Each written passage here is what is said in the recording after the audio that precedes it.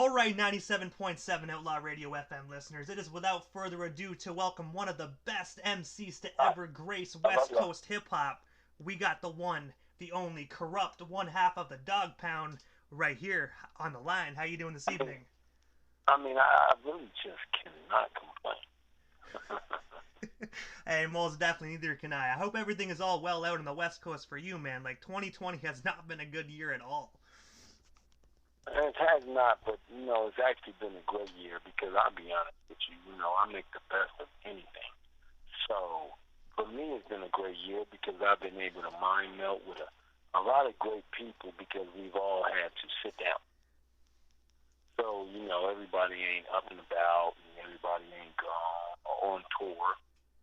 You know what I'm saying? Because it's hard to talk to people when they're on the road and on tour and stuff, but I've been able to talk to a lot of people, artists and entertainers, since this has been happening. I hate for this to be the reason why I can have this audience with them or they can have it with me. But, we got to make the best out of what it is. You know what I'm saying? 2020 is a horrible year. I thought this would be the best year of our lives. After 2020, I said, Jesus Christ, this is something we're going to smoke a lot of weed and have a great time. But that's not what it is, huh? It's true. And Kurupt, I want to take you back, and first and foremost, I got to say, I'm going to be taking you back, like, way back to the early 90s on this one. But in 1991, you actually debuted as a recording artist on the SOS Band's One of Many Nights album. I have to ask you, how did yourself and the SOS Band actually get connected? You are the man. No, you are the man. I love taking it way back. Yeah, a lot of people don't know about that, but you are the man.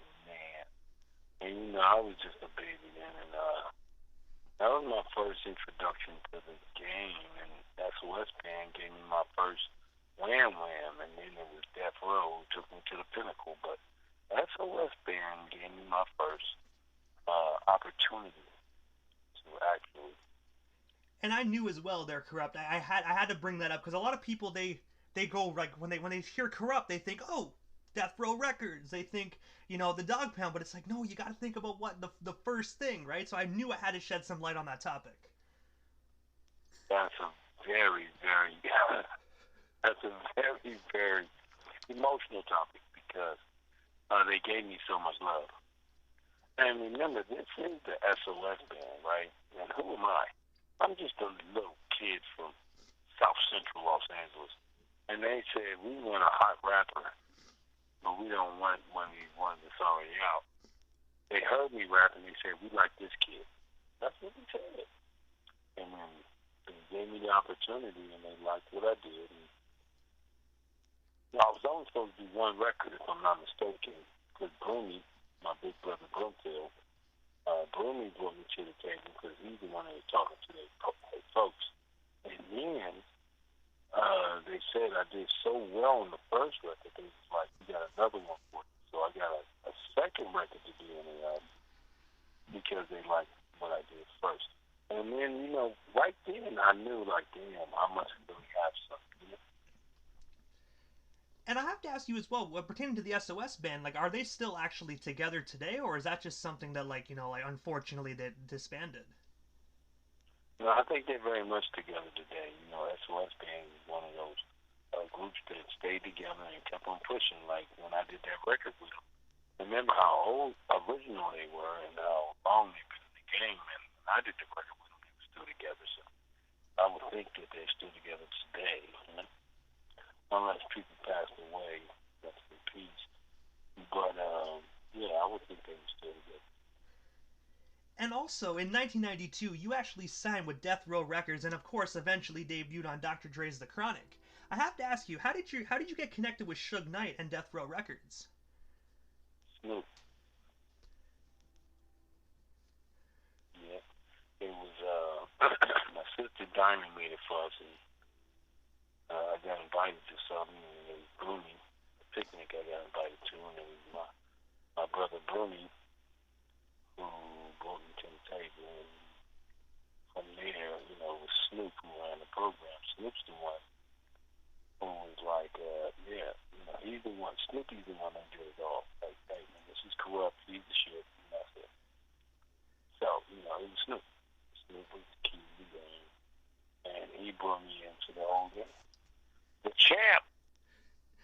gotta say as well, man, I bet you when Dr. Dre heard you rap, he was like, God damn, we gotta put you on the Chronic.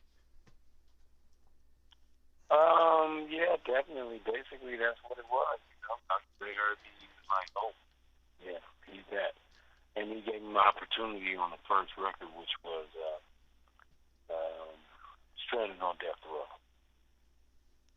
And of course, as we already know, like you were one half of the Dog Pound. But I have to ask you, how did yourself and Daz Dillinger like get connected? Like, what's the story behind the Dog Pound?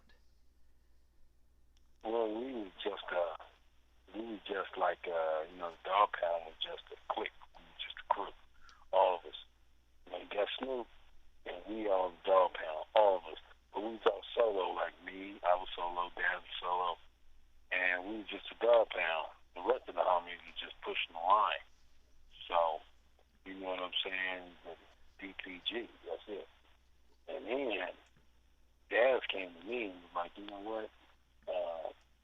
We might as well be, you know, we might as well put a group together, me and you. Because Daz made beats at that time. And also, he was on the mic. So it was like, you know, me and you, we'll make our own group. And we can do our own thing. And I was like, okay. And he was like, you know what? And we're going to be the Dog Pound. I said, I like that. Daz came in, we're going to be the Dog Pound. I said, I like that. And after he said that, damn, so we were the Dog Pound. But before that, we were solo artists. So, you know, we took it to Snoop, and he liked it. And said, you know, because we was like, you know, we're going to be the group, the Dog Pound. We represent the Dog Pound. We represent the, you know, we represent everything. And Dog was like, yeah, we the Dogs group. And that's what we are today. We Dog group. So, you know what I'm saying? Speaking of the Dog Pound, the one thing I gotta say as well, man, you know, a lot of people do not give Daz Dillinger the credit that is due, man. He is a phenomenal producer, man. Like, he gave birth to so many amazing projects. I just gotta shed some light on that unfortunately, he does not get the accolades that he deserves. Well, you know, the reason why Daz don't get those accolades that he deserves because, you know, Daz don't really, he's a humble man. He does not really boast about what he does. So, you know, he just, he lets it be what it is. You know, you do your homework and you'll see what it is. But he doesn't boast about it. So, you know, he's like Battle Cat. And, you know, it's crazy because my big brother just called me right now. And Battle Cat, he doesn't boast about his accolades or anything that he's done. Battle Cat just lets it be what it is. You know what I'm saying? He just, hey, man, you know, you do your homework, you'll find out. But, you know what I'm saying? Other than that, you don't see Battle Cat saying, hey, man, I did this. Hey, man, I did that. Hey, man, I want to be known for this. Or, hey, I don't. No. Because, yeah, Daz is definitely one of the top West Coast producers in the game. You know what I'm saying? And, yeah, he don't get his credit because he doesn't ask for it. Battle Cat is one of the top producers in the game. He doesn't get his credit because he doesn't ask for that. Nobody asks for it. You know what I'm saying? Their work speaks for itself. And also, speaking of work as well... Hold on. Sorry about that, Kurupt. What the fuck are you doing?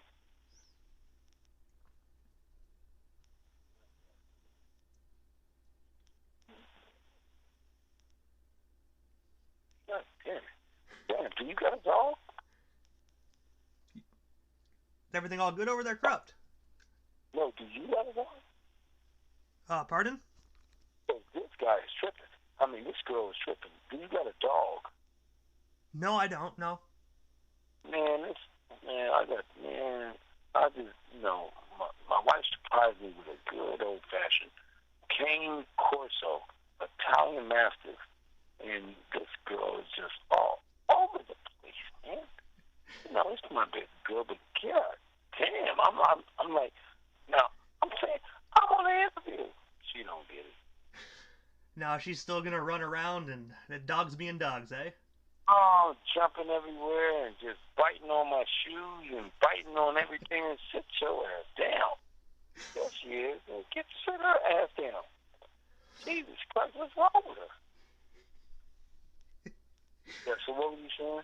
I was just gonna ask as well. Speaking of like the work showing for itself in '96, man, you actually yourself and Daz Dillinger actually was nominated for a Grammy for best rap performance by a duo or a group. And I have to ask you, how does it feel just being nominated for a Grammy so early in your musical career? It was amazing. It was mind blowing. Me and Dad, we was there, and it's just like, wow, we're out for a Grammy, and we came from nothing, so this is amazing. It was only nothing, and whether we won or lost was irrelevant. Dogg won, and me and Dad, we still won just for being nominated. Isn't that crazy? Yeah. And also, one of the last questions I have pertaining to your Death Row Records days is, I actually have this concert on Blu-ray as well, and I watch it from time to time, just wishing that I could actually be there and witness it. But on July 4th, 1996, you took part in one of the most famous West Coast hip-hop concerts of all time, where you performed alongside Tupac, Snoop Dogg, the late great Nate Dogg, JoJo, and many others.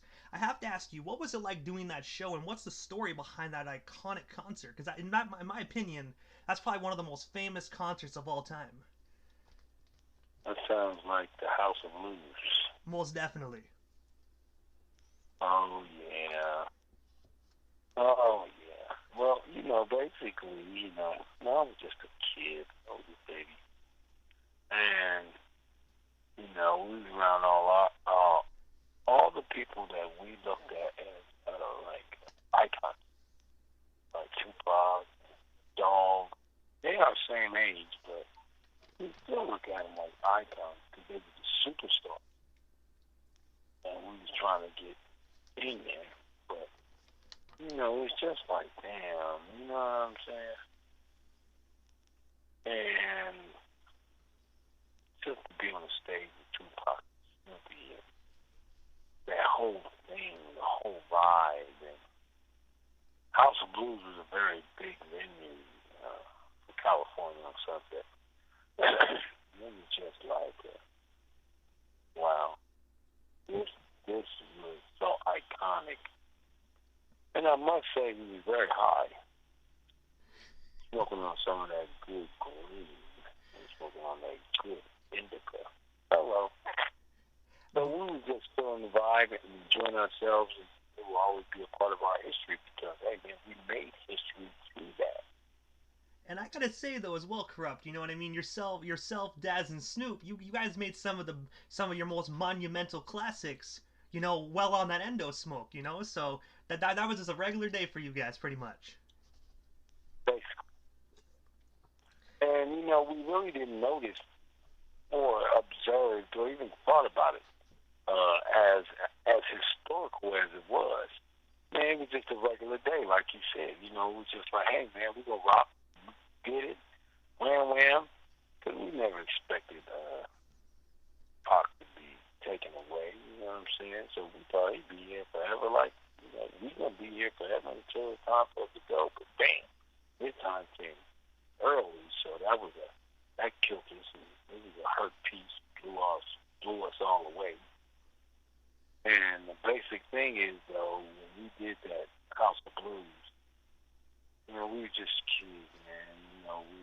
We didn't look at it like the history of it. We just looked at it like we were just having fun. And I couldn't have said it better than you said. It was just a regular day for us, a regular night, and a regular, thing. You know what I'm saying? We're gonna get on the mic tonight. We rocking, pop, House of Blues, what? But now, when you look at it, it's history. I think that was a part of teaching us something as well. But, my mama and my father taught me one thing, and so does you, that you never know when you're making history because you're making it. And that's a best way to look at it. Like they said it perfectly because it's the truth. If you're creating history, you don't know until it's actually history. Right, that's years later. You know, you never know. You know, you do something, and then later on, years later, you see the effect of it. You don't see the effect when you do it. You know. Yeah. Yeah. And That's crazy to me. And But, you know, also, you formed a group as well called the Horsemen alongside Razcast, Killer Priest, and Cannabis. I have to ask you, how did you get connected with those three individuals? And of course, what's the story behind that amazing group? well, you know, first thing is they're my friends. Just like DPG, we're all friends. So the Horsemen, you know, they're all my friends. So we decided, hey, why don't we connect and just serve them sheep? You know, that's my specialty. So, you know, I love it. That's how we created the Horsemen. I told him, hey, man, we going to slaughter. And he was like, oh, yeah. So, you know, we came up with the Horsemen. All of us came up with the idea. And, you know, the rest is history. We slaughtered them sheep. And as you can see, after that particular group that we created, a lot of other people created groups too that slaughter. And a lot of other groups were created from that group. Yeah. And I gotta say as well, you guys had phenomenal chemistry. Just doing that group, man. You know, like you four were phenomenal. And I remember back in the day, you guys were gonna be releasing a record as well, but it never really like saw the light of day. Do you think like the public will ever get the opportunity to listen to that like unreleased Horseman record? Well, Killer Priest threw some things out, and he threw it out, and it gave people the opportunity to hear this magic. And we're working on a new Horseman album right now. We speak. You know what I'm saying? And yeah, we're going to shed the light on this MC shit. And I gotta say as well, that's gonna be amazing for hip hop, man, because unfortunately, you know, that we do still have some real hip hop, but there's a lot of this mainstream garbo right now. So we need the Horsemen. Listen to me. We just got started. Hello. Now, what were you saying? Because we got so much more, you know. I laugh about it because I love it. But we just got started, man. There's so much that we have to offer to the game. You know what I'm saying? The Horsemen, we're working on Dogg Food too, me and Daz, Snoopy. You know what I'm saying? Soon as Snoopy finishes what he's doing, we're going to concentrate on this Dogg Food too. And then we also concentrating on my solo album. I got one called Transition that's coming out now. Recently, next year it'll be dropping with Heritage Music Group. So, you know, we all doing a bunch of different things. Dogg got his solo album coming out, so we all just working. And also as well, I remember this back in the day when I was younger. I used to listen to this song all the time as well. But I remember in an Eminem song titled "Till I Collapse," and this is the one question I've always wanted to ask you. He actually views you as one of the best rappers of all time, saying, "I got a list. It goes from Reggie, Jay-Z, Tupac and Biggie, Andre from Outkast, Jada, Kurupt, Nas, and then me." I have to ask you, how does it feel to be titled as one of the best rappers of all time from the Detroit, Michigan legend? It's an honor. Uh, you know, I'll be honest, Eminem is definitely one of the greatest. One of the greats, and to be acknowledged by one of the greats, it's an honor.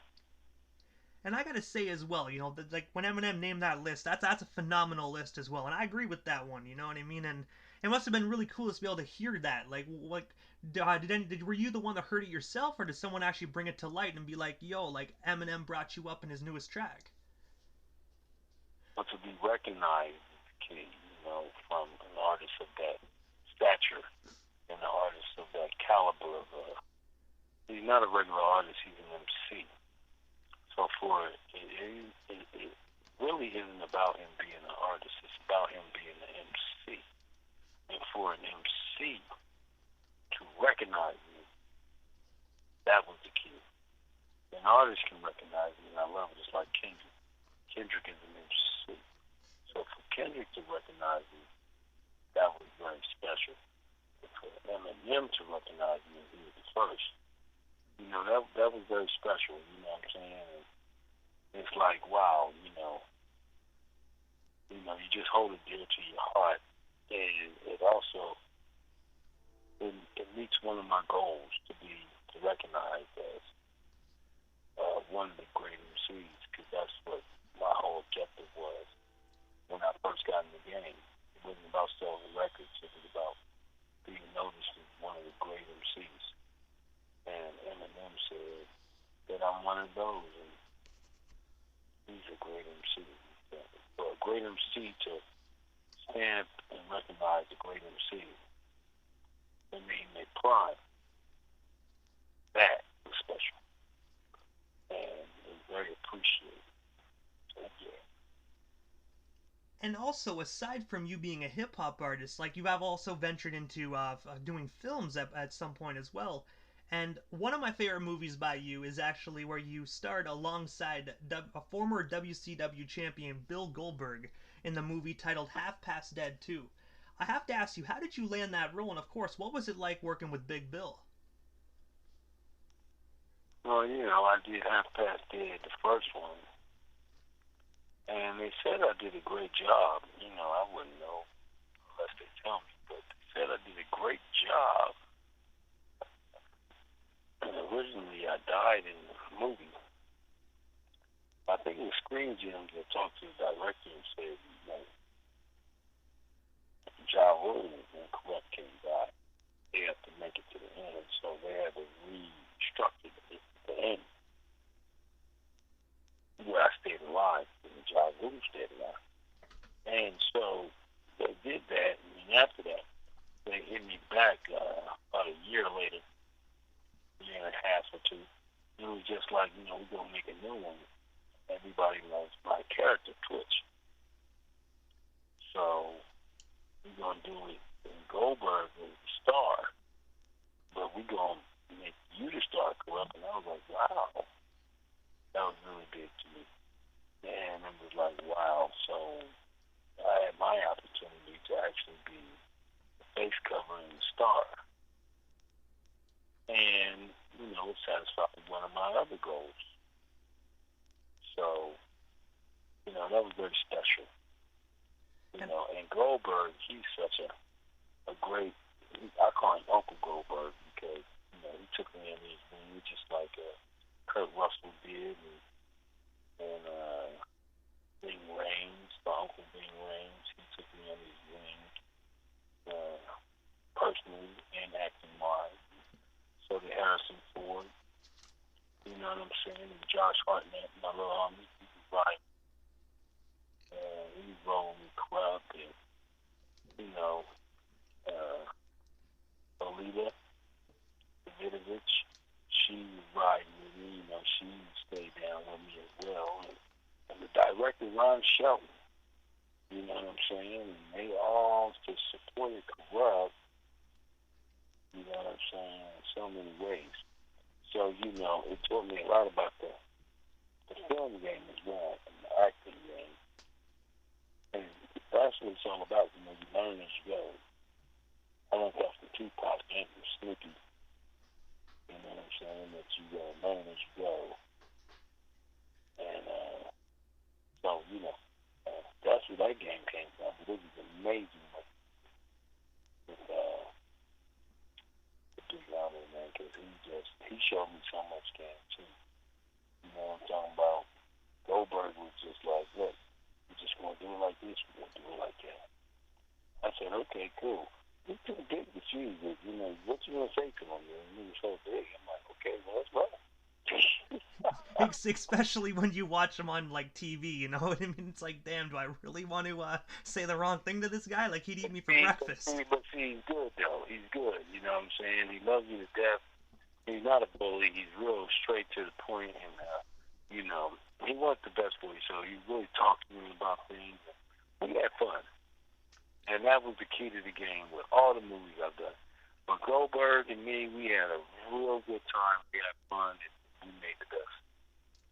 And I gotta say as well, Kurupt, you actually are a phenomenal actor, and I want to say that, and it's not because you're on my radio station and we're talking right now, but I have to say you are a phenomenal actor, man. And that I knew you did Half Past Dead 1, but Half Past Dead 2 is always my favorite performance with you, so that's why I always had to bring that up. But I have to ask you, like, are you planning after the COVID-19 situation? Because I know not a lot of things are really filming right now. Do you actually plan on getting back into the movies as well once you're actually done recording these projects? Definitely. Definitely, I'm going to jump back into the film thing. I think I'm a step closer to the directing game as well, and the executive production part as well. And, I'm definitely getting back into that film game. Me and my wife was talking about this the other day and putting together these projects. And me and Daz was talking about it at Belmont. Daz had so many different projects that for me and him that he wants to do. So between that and what me and my wife got put together and all of that, we're really going to push that line. Because I was talking to Lisa the other day, my wife, Lee Gotti, and we was talking about what we're going to be doing next with the film game. So,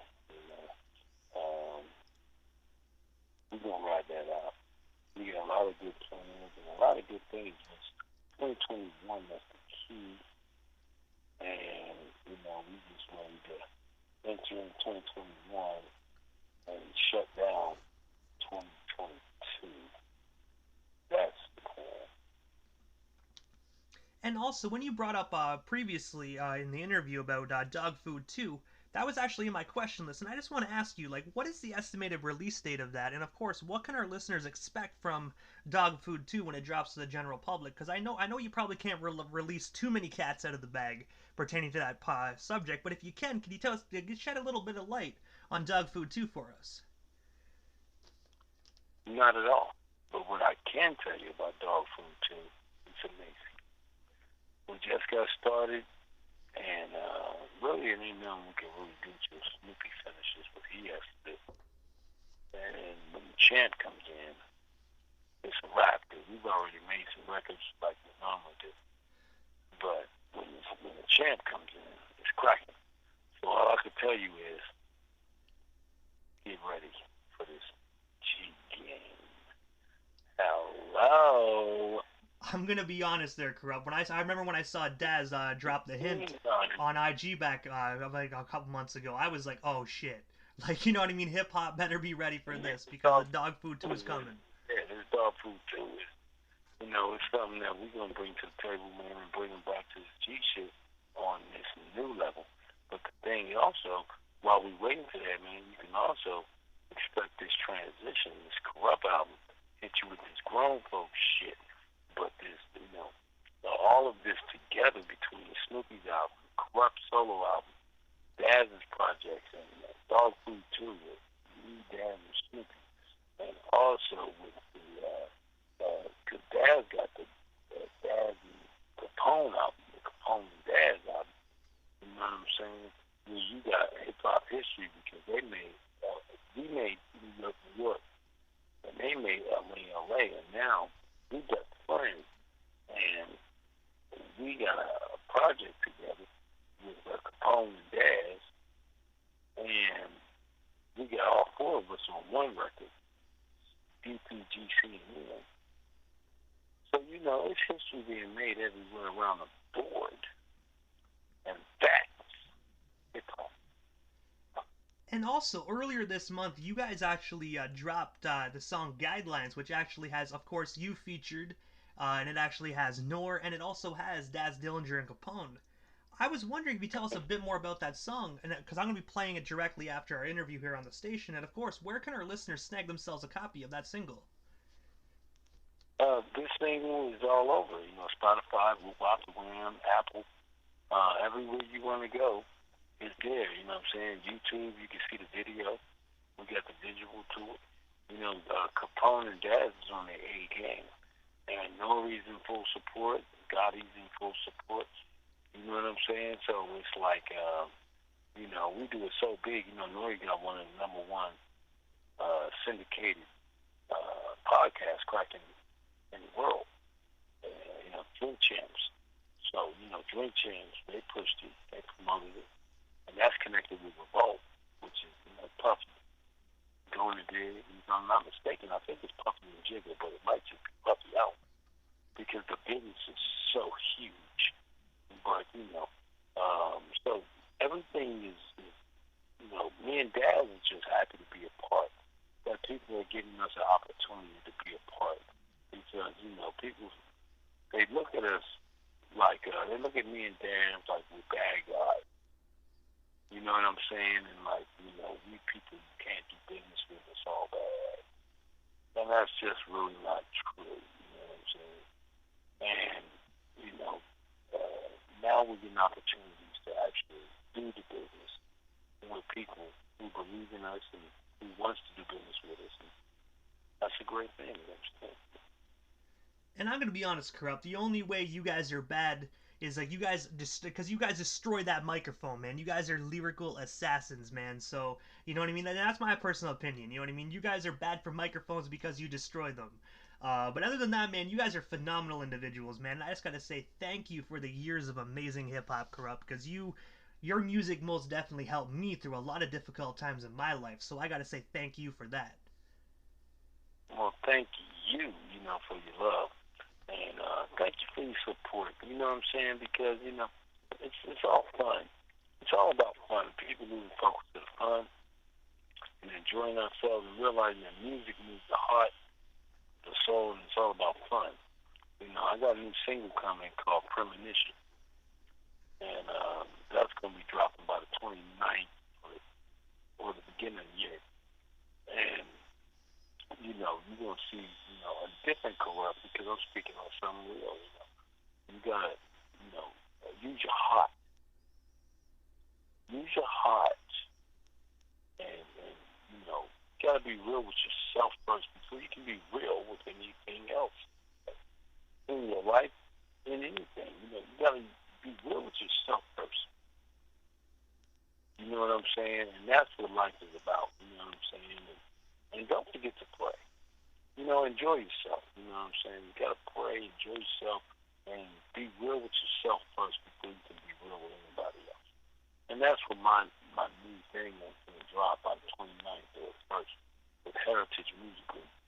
You understand me? Putting down Heritage Music Group. And we're going to give you this grown folk game because that's what I'm into right now. You know what I'm saying? I'm 48 years old. I'm giving them this game. I party with the young folk. We enjoy ourselves. And I got a lot of young people who not only support Kurupt, but I got I keep getting a yay area in there, yada yada, the yay area, you hear me? But the thing is, I got a lot of young people who follow Kurupt, roll with Kurupt, follow my lead. And I teach him how to work this mic like my little brother Roscoe and like KG. You understand me? Like the king. I call him the king. You know what I'm saying? These young folks are on the mic and they on it. Like Nate's son, Nigel. We call him Inhale. You know what I'm saying? He got the knowledge from his father. And I push his line.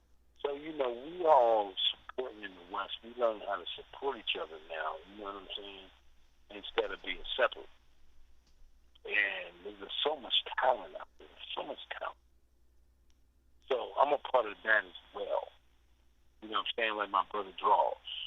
You know, he got Unique Entertainment. Unique, his company is Unique. And he has young hands. But he's also a part of, you know, Crenshaw High and dealing with the school projects and the school programs. He's also about the programs, the football and sports, to deal with the youth. You know what I mean? So it's like we're all trying to do our part to expand as a whole. You know what I'm saying? And that's what it's about. You know what I'm saying? And with this good music, it's a part of that. You know what I'm saying? Music is a part of the urban community. Music is a part of the community in a whole. And that's what it is. And that's why I'm going to shoot out some good music. Dogg is shooting out good music. Daz is shooting out good music. Superfly is shooting out good music. You know what I'm saying? We all shooting out good music. And we're going to do this until the day we die. Church! Hey, I'm going to be honest, Kurupt. I like the sounds of that. Me coming from a fan, I like the sounds of that because you know what? I grew up on your music, and I want to grow old listening to your guys' music. But Kurupt, I know you're a busy guy, so I won't keep you very much longer.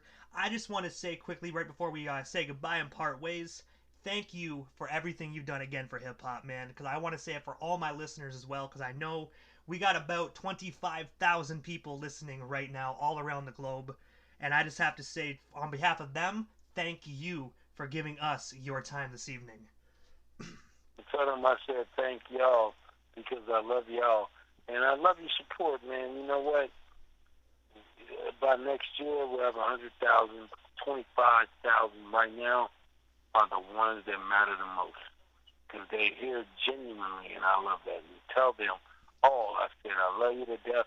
Thank you very much. We got more for you. And thank you, most importantly, because you're the one that made it happen. You and Lee Gotti. I love you to death. And follow me on Instagram. You understand me?